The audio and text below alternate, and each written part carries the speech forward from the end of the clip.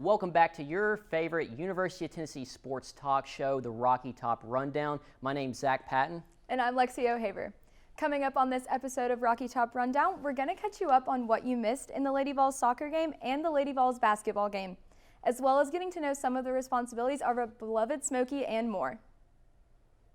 Since our last show, it's been a quiet few days on Rocky Top, but let's jump right into the action and talk about the number 9 Lady Vols soccer team and their huge win over Florida Tuesday afternoon.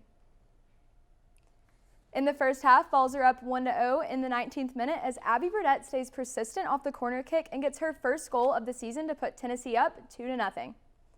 In the second half, the Vols are up 2-1 in the 58th minute, and Taylor Huff is going to drive, slide, and sneak and just pass the goals dive for her 8th goal of the season, putting the Vols up 3-1. Later in the half, Mackenzie George is set up in front of the net off a deflected shot and looks like the ball may have crossed the goal line before being blocked by Florida. However, no goal was called on the field. Florida wasn't done because in the 80th minute, Julianne Lakakis scored her second goal of the season and closed the Tennessee lead to 1. Tennessee wasn't done in the 85th minute. Mackenzie George is able to net her 6th goal of the season, putting the Vols up 4-2. The Vols added extra insurance late here in the 89th minute as Jada Thomas added her 11th goal of the season to put this one away, and the Lady Vols win 5-2. The Lady Vols advance into the semifinals of the SEC tournament and will play Ole Miss at 8:30 p.m. Eastern today on Thursday, November 4th. The University of Tennessee's athletic mascot is everyone's favorite dog, Smokey. A blue-tick coonhound with an iconic checkered vest became the college's mascot over 68 years ago. Our very own Nate Tosado gives us an inside scoop about some of the responsibilities Smokey has, as well as what it means to be Smokey's handler. In 1953, the University of Tennessee adopted Smokey the dog as their new mascot. Nearly 68 years later, Smokey is still representing the Volunteers. Smokey has evolved to be a beloved mascot here at the University of Tennessee. Over the years, there's been 10 different blue tick hounds that have taken up the mantle of Smokey. I had the opportunity to sit down with Smokey 10 handler and talk about the day-to-day responsibilities, as well as how it's like to work with the most famous hound on Rocky Top. So my name's Luke Pettit. This is my second year working with Smokey 10. As Smokey's official handler, Pettit has various responsibilities, especially on game day. For game day, it's an all-day event. So say we have like a 3 o'clock game. The night before, we'll go pick up Smokey. We have events on Friday, and then as well, starting on Saturday, usually about 4 to 5 hours before game time. So we'll run through Vol Village, different tailgates through there. We go through the Vol Walk. In between the Vol Walk and game time, we'll have events sometimes. And then obviously running through the tee and then keeping Smokey on the sidelines and then getting him home safe at the end of the night. Usually before every game, I try to take him on a run to get him, calm down a little bit because he is his breed does have a lot of energy. So I try to get him calmer and more relaxed going into the game. So we usually on a short run before the game day. Smokey 10 has received hours of training and still continues to be trained on a daily basis. He receives training every day, just about. So he goes to class. Smokey 10, when he was a puppy, he went to class once a week for training. And then after that, everywhere Smokey's owners went, he went with them. So he got around people as much as possible because on game days, he's around hundreds of thousands of people. So getting Smokey 10 as a puppy around as many people as he could from the beginning was very important. Being Smokey's handler does have its perks, as Pettit gets to experience game day right alongside Smokey. As a lifelong Tennessee fan, just getting to run through the tee for the first time and every week continuously, it's amazing. They always told me before my first time that I wouldn't remember doing it. And sure enough, I don't really remember anything, just the big smile and getting to see all the away games too, all the different stadiums in the SEC is pretty cool. Being Smokey's handler is a big honor, and Pettit doesn't take it lightly. It means a lot. It's a very great honor in this university. He's the state of Tennessee dog. So being able to take care of him is one of the biggest honors of my life. Getting to do that and be trusted by the university and his owners to do it is one of the coolest things, and the experiences that I have will last a lifetime. There's no doubt that Smokey is an iconic part of the University of Tennessee. You can catch him on the sidelines proudly repping the orange and white at any UT sporting event. For the Rocky Top Rundown, I'm Nate Tosado. Lexi, I don't know about you, but when Smokey runs through that tee, it just gets me so excited about game day. Nothing beats a cold day on Rocky Top and seeing Smokey on the sidelines all bundled up in his blankets. I know. Well, speaking of game day, the 15th ranked Lady Vols had an exhibition game yesterday. They hosted Georgia College, and crazy or not, the opposing coach was actually Coach Kelly Harper's brother, and I ain't gonna lie, the girls ruled yesterday. Coach Harper and the Lady Vols got a win over Georgia College, 108-44. Let's roll some of those highlights.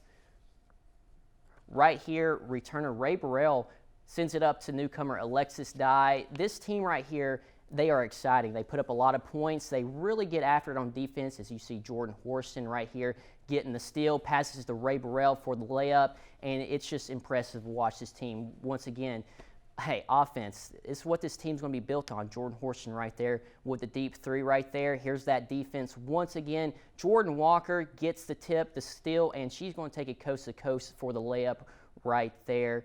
Then you see right here, that's going to be, it looks to be Ray Burrell. She's going to drive, score, and she's very versatile where she can score from the wing or look inside to score. Tess Darby hitting from way downtown. That was very impressive right there. You've got TK passing it out. Actually, that's Kian Green passing it back out to Jessie Renee.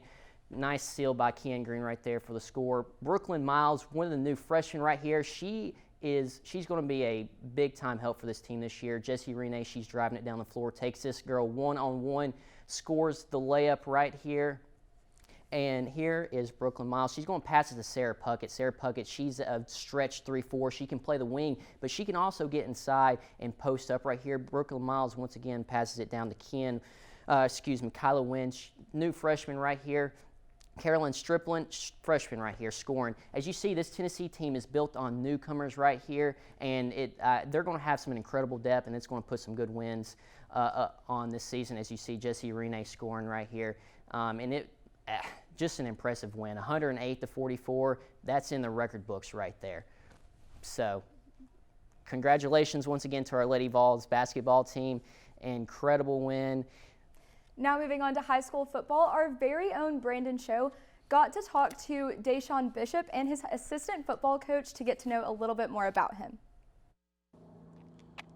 If you're a Knoxville native and you keep up with high school sports in the area, then you've probably heard of these two things: Carnes High School and Deshaun Bishop. Carnes High School is in Division I, Class 5A, Region 3 in high school sports for the state of Tennessee. This also includes teams like Powell, Oak Ridge, Campbell County, Clinton, and Lenoir City. What's so significant about Carnes? Well, they haven't been to the playoffs, let alone had a winning season in over a decade, or since the 2011-2012 season. Now, they have a winning season and they're making their playoff run, thanks to one reason, or player in particular, Deshaun Bishop.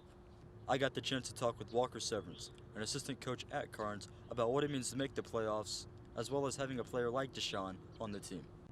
I mean, this is probably genuinely one of the coolest things I've ever got to be a part of so far in my life.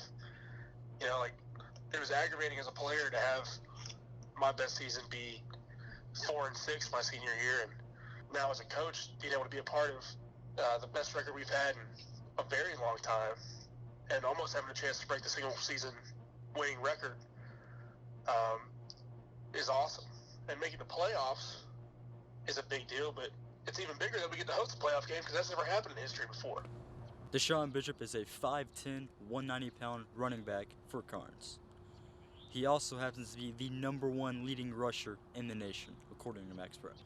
According to Max Preps, he has over 2,700 yards. He averages around 270 yards a game. He's had about 364 attempts, so he now has about 7.4 yards a carry. That's amazing. He also has 27 touchdowns, which is nice too. The best part, he's only a junior. And we're learning as we go to incorporate him in different ways.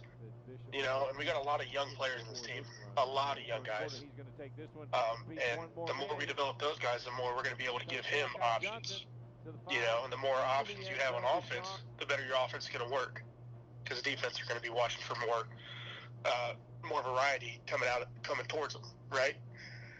And I think once you start developing a lot of these younger guys, we're gonna end up having so many more ways to get Deshaun the ball too, and other ways to move the ball away from Deshaun.